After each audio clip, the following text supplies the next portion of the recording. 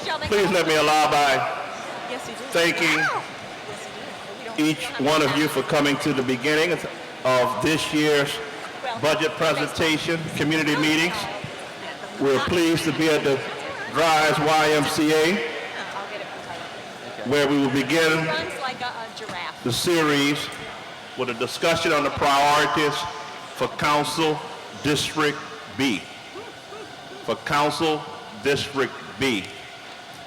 The order of the afternoon is going to be Deputy Mayor Judy Reese Morris will begin and give an overflow and insight on behalf of the administration. She will then be followed by your council representative, Councilmember Stacy Head, and she will be followed by Mayor Mitch Landrieu. When you entered, you should have picked up a postcard, index card, that looks like this. On that card, we are asking that you consider filling it out and also indicating the budget priorities as you feel they should be. This process is a community-driven process, and what the mayor is going to do, like last year, and his staff and the city council, is use the recommendation that he received from these series of meetings to set the budget priorities for fiscal year 2012. At the end of the mayor's presentation, we're going to go ahead and call citizens up for the mayor to respond to some of these issues that have been identified. Generally, you will be called up in the order in which the cards were received.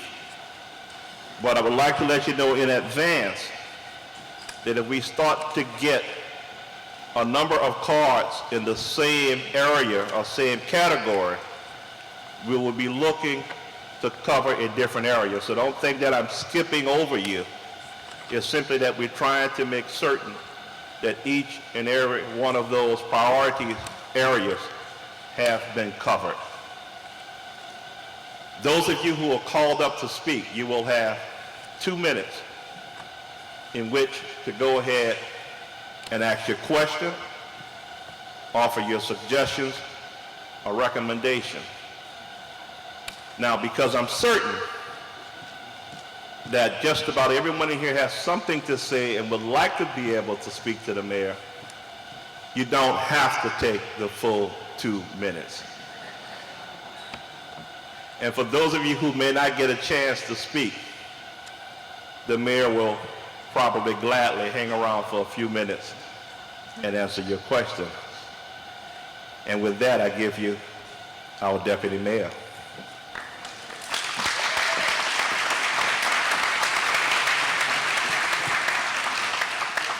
Thank you, Vincent. Good evening, everyone. Welcome to the City of New Orleans' 2012 Budget Community Meeting for District B. I am Judy Reese Morris. I serve as a Deputy Mayor and the Mayor's Chief of Staff.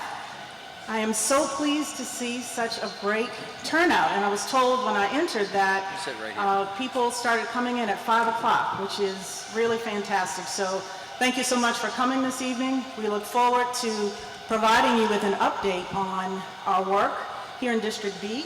And also, we look forward to hearing your ideas and your thoughts about budget priorities for 2012. Let me start by saying a little bit about citizen engagement. It is a top priority for the mayor and for our senior team.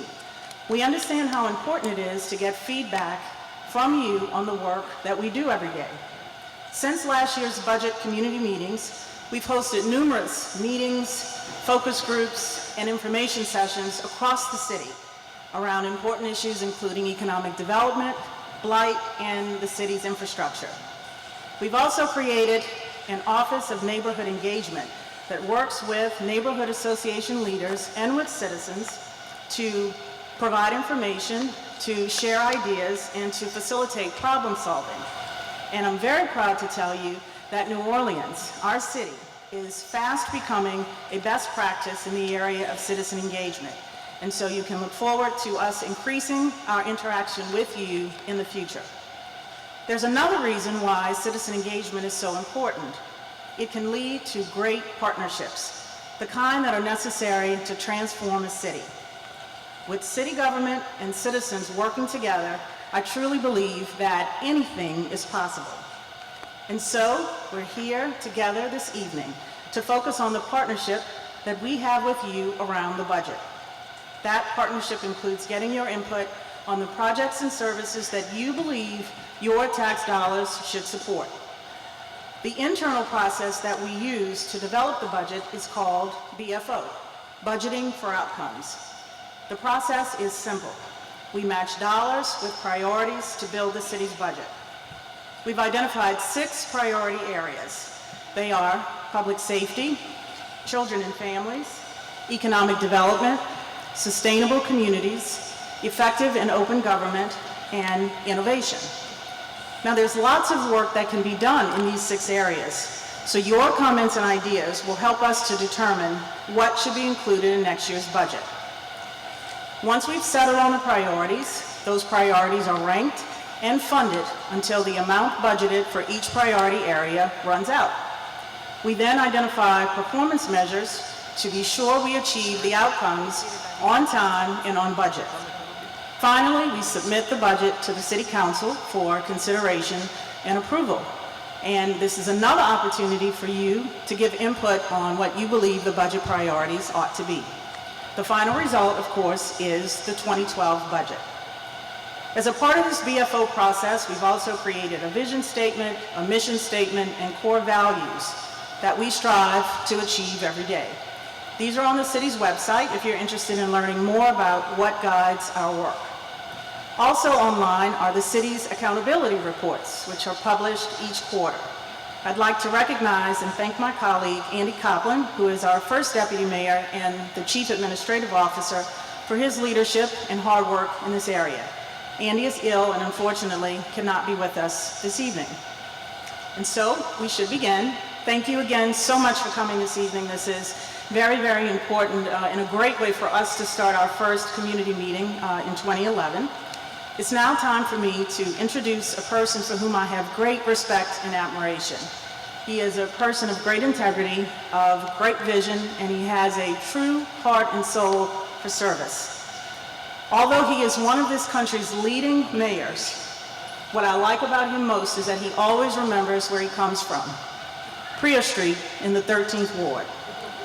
Now, he also tries to tell us every day that the 13th Ward is the best ward in the city, but we're going to leave that conversation for another day. Please help me to welcome your mayor, Mitch Landry.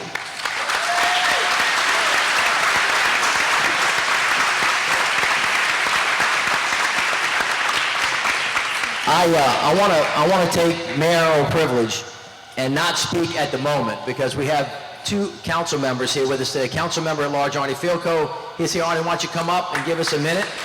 After which we will hear from your district council member, Stacy Head, because the council, yay Stacy. You clap for your mama, huh?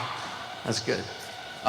This process involves not only the executive branch, but the legislative branch as well. We have a council member emeritus here, Jim Singleton, who is with us,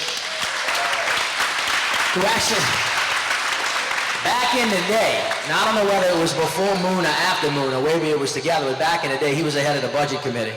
So he knows all of this stuff better than most of us. So Jim, thank you for everything. So with that, council member at large Fielkow, would you come up and say a couple of words? Thank you. Good evening, everyone. Mayor, thank you, and Councilmember Head, thank you for hosting in your district.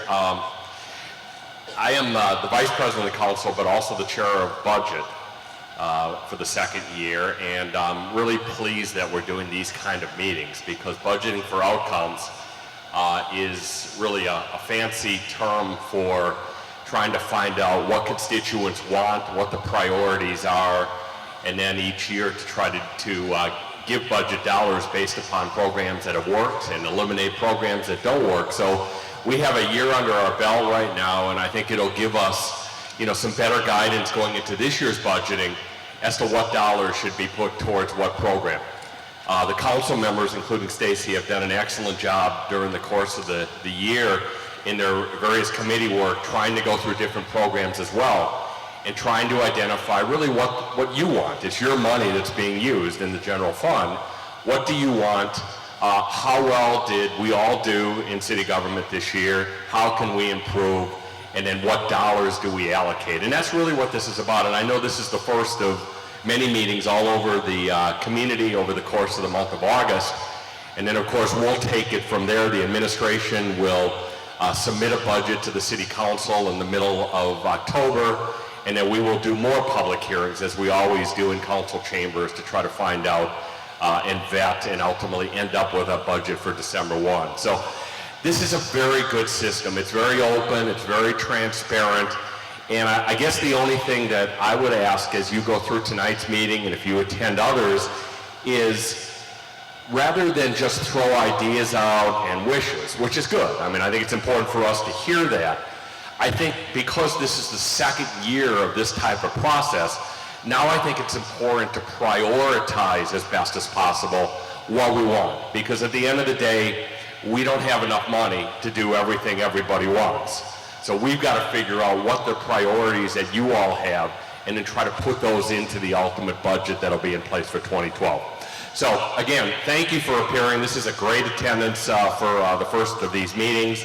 My staff is here. We're going to be listening very carefully tonight and throughout the next 4 weeks, and look forward to visiting with all of you come October when the council begins its hearings. Thank you very much, and Mayor, congratulations. I'm going to, Arnie, thank you so much, and I look forward to working with you in the next couple of months. I asked the council members to meet with me from time to time and bring information about what's important to them in their district and what their constituents tell them. And this young lady always shows up with a really thick packet. Now, I'm 51. I will be next week. All right? And for those of you that went through that, at some point in time, you stop seeing as well as you did and hearing as well as you did.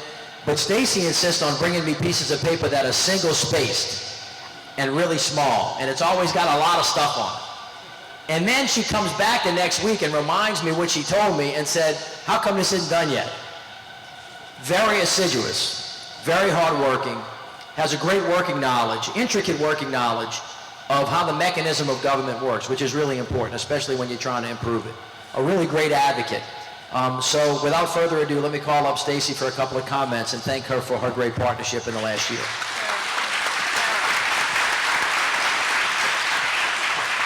I see that we have another elected official in the audience, Representative Helena Moreno. And I think that, is there Karen Carter Pearson? Is here. Hi, Karen. Thank y'all for coming. And I'd just like to say, I am the luckiest person on the city council because I get to represent such an incredible group of people in you. Thank you so much for staying engaged, for being smart, for being thoughtful, for being so incredibly hardworking, for digging through all of the minutia, all the paperwork that city government gives you, from city planning reports to budget documents. I really appreciate it. I'm honored to represent you. So thank you for staying so engaged, and thank you for keeping me, thank you for keeping the council, and thank you for keeping the administration on its toes. We could not be the government that we are, and we can't do better without your help. So with that, again, I'm amazed at the number of people that have shown up tonight. I know this is a busy time of the year, getting back to school and such. I really appreciate your support in helping us make New Orleans a better place. So be heard, be loud, let the administration know what's working, what's not, and what we want to see in the future for the city of New Orleans, and we can all work together to try to make this place what it can be and what it should be. Mr. Mayor, before you begin, I just want to encourage you all to, if you know what your questions are currently, let's not wait until he's finished. Let's go ahead and fill the cards out now, turn them in. We do have runners that can come by and pick them up. Mr. Mayor. All righty. Mr. Sylvain, thank you so much. Y'all give Vincent a round of applause. Thank you, Vincent. First, let me begin by telling you thank you for giving me the privilege of serving you.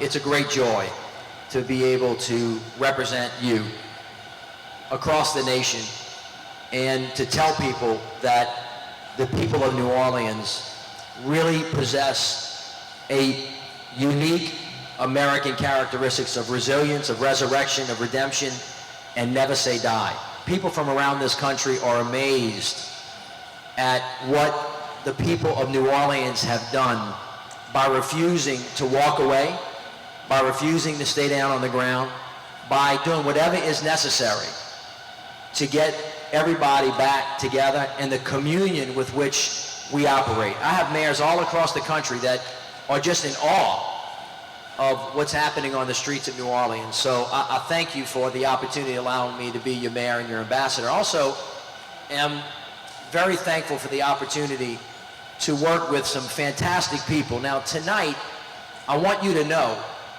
that we have once again, and we did this last year, brought the entirety of city government here tonight. Anybody that has anything to do with delivering a service to the public, you can look on the side, whether it's Entergy or the Regional Transit Authority, whether it's the airport, whether it's NORD, and I'm just going to go through the list for you because I want you to know that they've been here since 5:30, their booths are set up, they're here to hear from you what needs to happen in your communities aside from what it is that we're going to do with the budget. So we have the airport with us, the blight policy and neighborhood revitalization effort. This is the blight czar. Jeff, stand up because people are going to want to know who you are. Jeff A. Bear, that's the blight man. All right, budgeting and planning is with us. Capital projects, Mr. Vince Smith, where are you? Stand up, Vince, so they can see you.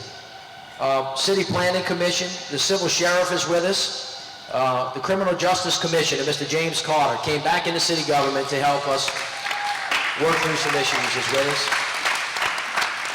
Coastal Environmental Affairs, the district attorney will be with us in a moment.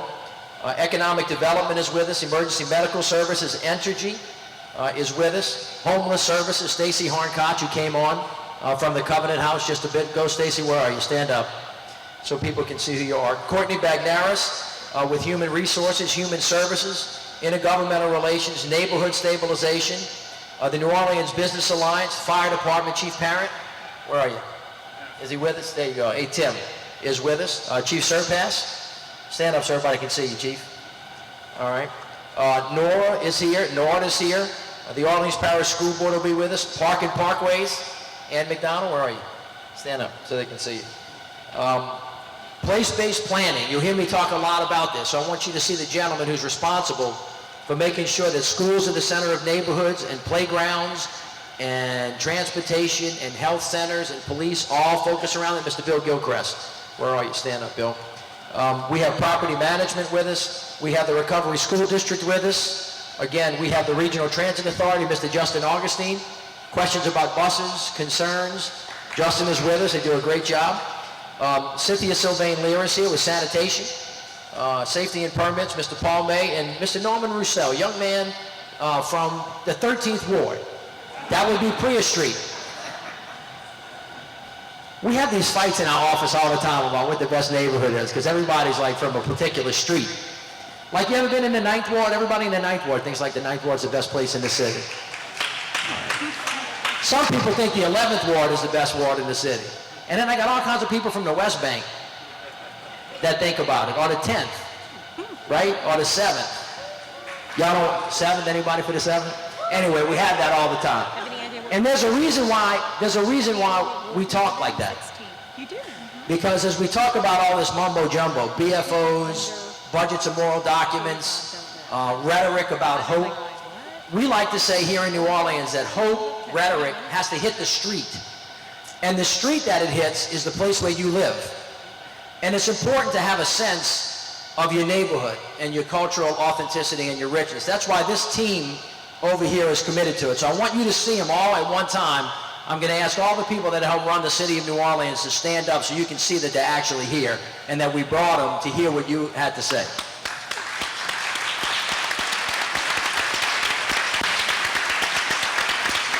Thank you, guys.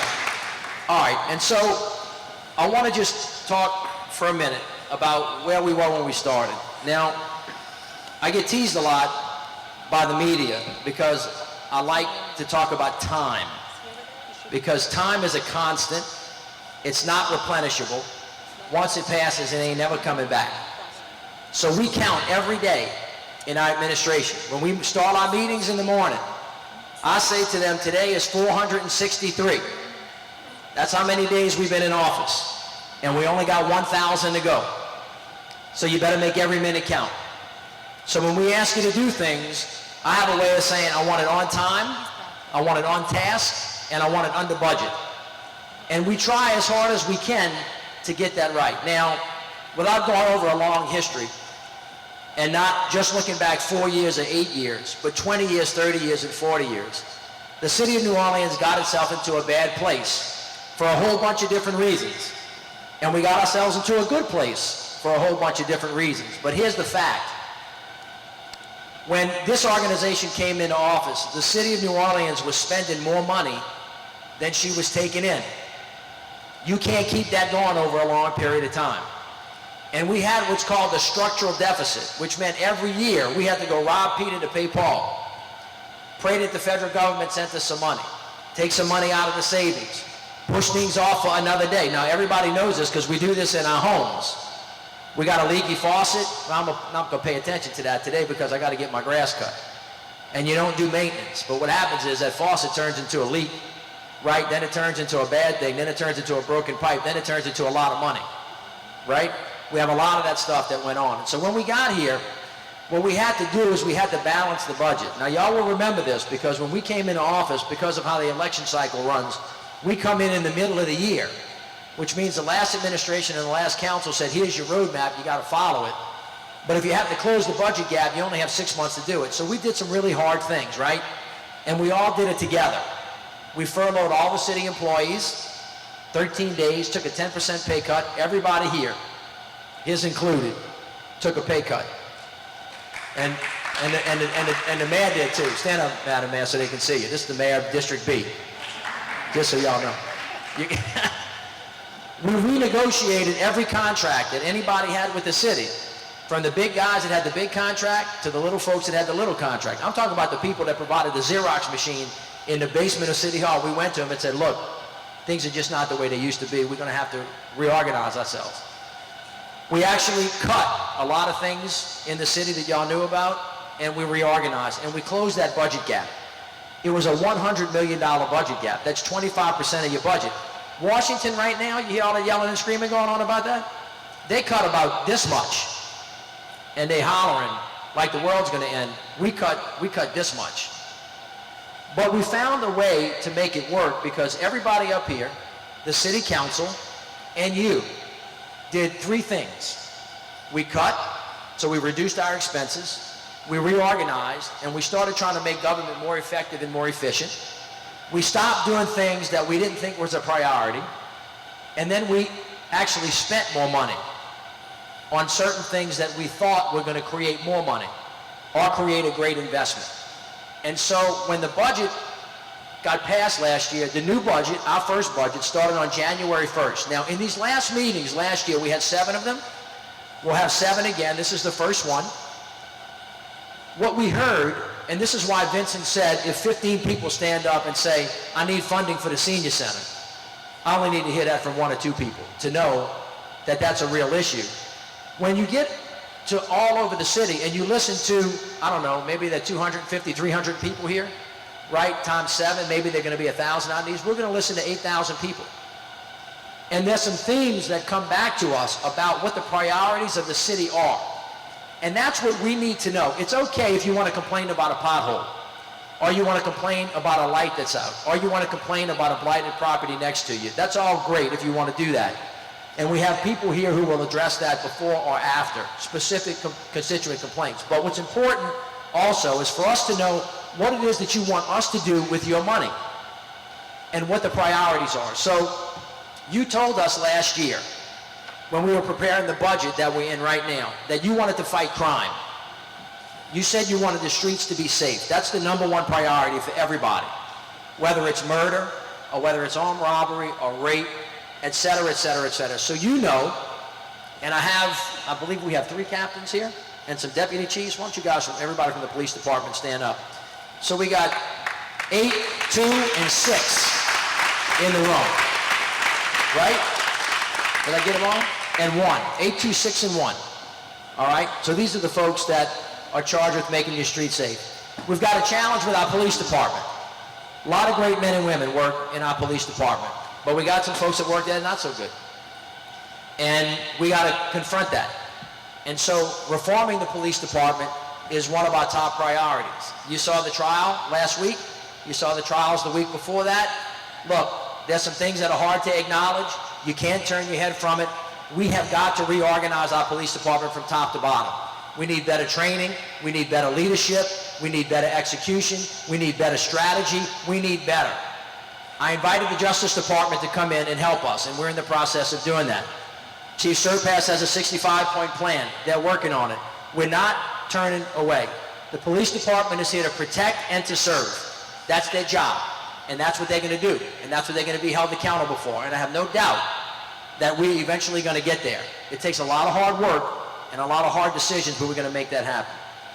The second thing that we talked about in terms of alleviating crime, but also helping our kids, this is the positive side that we spent more money on, was NORD. Now everybody in here, the reason why we can talk about the 13th and the 7th, usually we're talking about Digby or Pontchartrain Park or Lakeshore playing against Wisner or Carrollton Boosters, right? Or Eleanor. That's what we're talking about, because we grew up, those of us that are my age and a little bit older, getting to know each other in the NORD playgrounds. And so we doubled NORD's budget this year. And this summer, where's Vic? Vic, stand up and take a round of applause. This young man right here,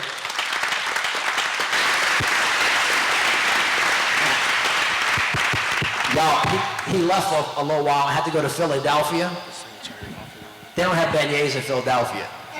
No jambalaya, so he had to come home. But this summer, for example, when last year we had 8 pools open, Vic and his team and Vince opened 12 pools. When we had no camps for teenagers, this year they had 7. When last year we had 1,000 jobs for teenagers, this year we had 3,000 jobs. When last year nobody learned how to swim, this year the Red Cross taught 6,750 people how to swim this summer. That's right. And so I know everybody gets a little nervous about putting a bathing suit on, but the folks that are a little bit older, not just the baby girls, if y'all want to learn how to swim, this program is for you, right? And so NORD is going to continue to become one of the best in the country, like it was when we were kids, because that's a great opportunity to give other kids things to do rather than hanging out on the street corner and doing silly stuff, right? So we're going to keep doing that. You told me that you wanted us to create jobs, right? So the recovery process was stalled. We had to make it happen. Cedric Grant, Deputy Mayor for Infrastructure, got to work. Let me just give you a rundown about some things that are going on in District B for you to be aware of. There's $3.2 billion in infrastructure improvements taking place in B. The University Medical Center, the VA Hospital, the Lafitte Greenway, the Loyola streetcar line, the new renovations of the Hyatt Regency, the last piece of the tourism industry that's been out of commission, $263 million renovation. Blue Plate, how many of y'all on Washington and Earhart? That's my neighborhood, huh? Jim, you remember, that's your neighborhood on General Taylor. Blue Plate is being put back into commerce. The LSU Tulane Cancer Consortium, cutting-edge research institution to deal with death rates that we have the highest of in the country. We now have a research triangle with LSU and the Pennington Biomedical Center in Baton Rouge to try to make sure that we learn as much as we can, and that building is going to open in a couple of weeks. Rouse's is going downtown, and the Ferret Street corridor and O.C. Haley corridor. You see the development on all of those. So then you told us, I want to get rid of blight. So we went and found one of the best and brightest young guys, MIT graduate, New Orleans kind of area boy, came in. They reorganized the whole blight process with Stacy helping us design it, because we have 60,000 blighted properties in the city, the most anywhere in the country, and we have to get after it, right? And so last year I went around, y'all remember, because everybody said we got to have a right to return. Everybody's got to come home. And I kept saying, well, when is the day when you want us to start really telling people, well, today is the day. If you got a blighted property, you got to take care of it. If you haven't come back, you got to board it up. Do what you can. Now, we have a huge, long way to go. We're not even close to where we want to go because we think we can fix, either by taking down or renovating or putting back into commerce, 10,000 properties in the next 3 years. That's very, very aggressive. But this year alone, we're going to eradicate 10,000 blighted properties by 2014. In 2009, only 170 properties were demolished citywide. In the first 6 months of this year, we took down 733 blighted properties. Now that's a pretty good jump from where we were. 55 blighted properties were demolished in B. Now, one of the problems was code enforcement, right?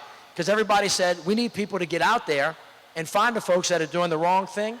This year we had 3,609 inspections. Before they didn't have kind of any like that. 480 blight hearings. Now, you also told me that you wanted streetlights fixed. So we put more money into fixing streetlights, and we put more money into filling potholes, right? And into renovating pools. So let me give you the numbers. In just terms of potholes, 4,000 potholes have been filled in the first 8 months of this year in your district.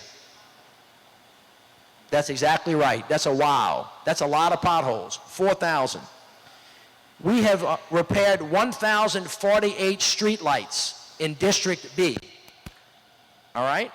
319 catch basins have been cleared.